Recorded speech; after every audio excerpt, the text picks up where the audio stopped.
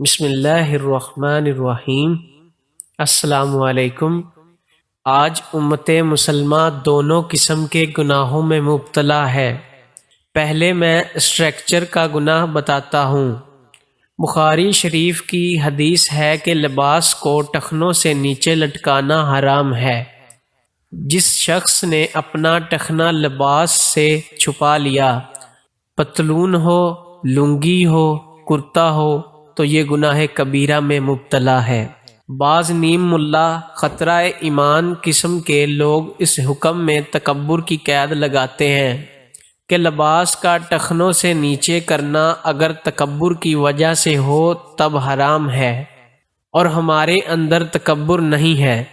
شیخ Saadi رحمۃ اللہ علیہ فرماتے ہیں، گفتی بت پندار شکستم رستم، اے بت کے زپندار شکستی باکست۔ جو شخص یہ کہے کہ میرے اندر تکبر نہیں ہے، وہ سب سے بڑا تکبر ہے۔ اے ظالم، تو نے جو یہ کہا ہے کہ میں نے اپنے تکبر کے بت کو توڑ دیا، میں تکبر سے نجات پا گیا اور میں نے تکبر کے پندار کو توڑ دیا ہے۔ یہ بات کہنا کہ میں نے تکبر توڑ دیا، اس بات میں جو میں آیا ہے یہ خود تکبر ہے۔ یہ کہنا کہ پاک صاف ہو گیا ہوں، میں نے تکبر کو مٹا دیا ہے، یہ دعوی تقدس خود تکبر کی علامت ہے۔ اللہ تعالیٰ نے تزکیہ تو فرض کیا ہے، مگر اپنے کو مزکا کہنا حرام کر دیا ہے۔ ساری زندگی کی اصلاح کرتے رہو، مگر یہ مت کہو کہ میری اصلاح ہو گئی۔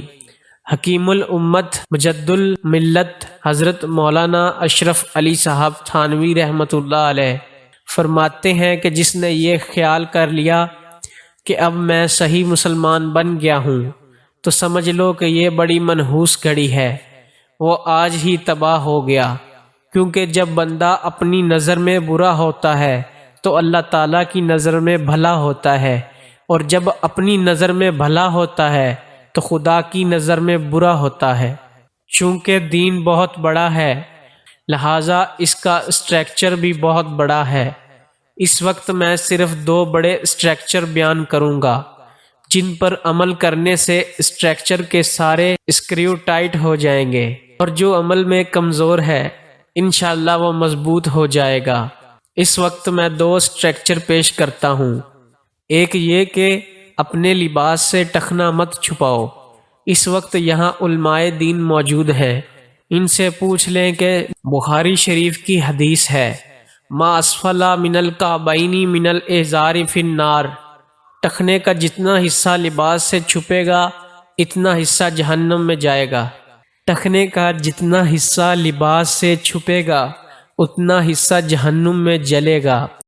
یہ حدیث امام بخاری رحمۃ اللہ علیہ نہایت عمدہ سند سے روایت کرتے ہیں، مگر بخاری شریف کے شارح علامہ ابن حجر عسقلانی رحمۃ اللہ علیہ، جنہوں نے 14 جلدوں میں فتح الباری کے نام سے شرح بخاری لکھی ہے، وہ بھی عجیب صاحب کمال ہیں۔ 1,00,000 حدیثوں کے حافظ فتح الباری میں فیصلہ لکھ رہے ہیں کہ اِنَّ ظاہر الاحادیث یدل علی تحریم الاسبال۔ میں نے تمام حدیثیں جمع کیں اور ساری حدیثوں سے دلالت ملتی ہے، ثبوت ملتا ہے کہ ٹخنا چھپانا حرام ہے۔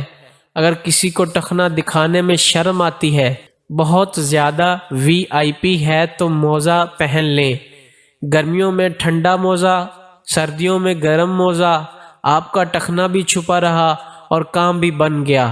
کیونکہ نیچے سے جو لباس اوپر کی طرف آئے گا، اگر اس لباس سے ٹخنا چھپے تو اس میں کوئی گناہ نہیں ہے۔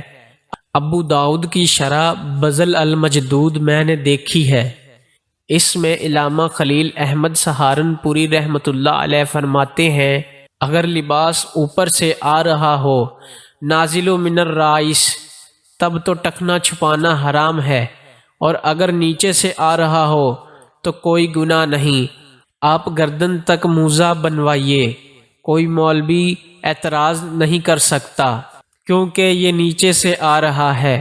موزہ پہننے میں کوئی حرج نہیں ہے، چاہے اس سے ٹخنا چھپ جائے، گھٹنا چھپ جائے، ران چھپ جائے، پیٹ چھپ جائے، یہاں تک کہ گردن تک لے آؤ، اور چاہو تو سر تک لے آؤ، صرف آنکھ کا حصہ کھول دو، ورنہ چلو گے کیسے؟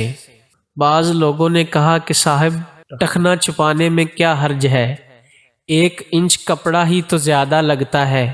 میں نے کہا کہ اس وقت دنیا میں 70 کروڑ مسلمان ہیں، تو 70 کروڑ انچ کپڑا ضائع ہوا، اس کو 12 سے تقسیم کرو تو فٹ نکل آئے گا، فٹ کو 3 سے تقسیم کرو تو گز نکل آئے گا، تو آپ کا کروڑوں کروڑوں گز کپڑا ضائع ہوگا۔ اتنے میں کتنے مسکین غریبوں کے کپڑے بن سکتے ہیں؟ جی تو پیارے دوستوں، امید ہے کہ آپ کو ہماری یہ ویڈیو بہت پسند آئی ہوگی، اور اگر ویڈیو پسند آئی ہے تو ہمارے چینل کو سبسکرائب کریں اور لائک کریں، اور اس کے ساتھ لگے ہوئے بیل آئیکن کو پریس کریں تاکہ آنے والی ویڈیوز آپ تک پہنچ جائیں۔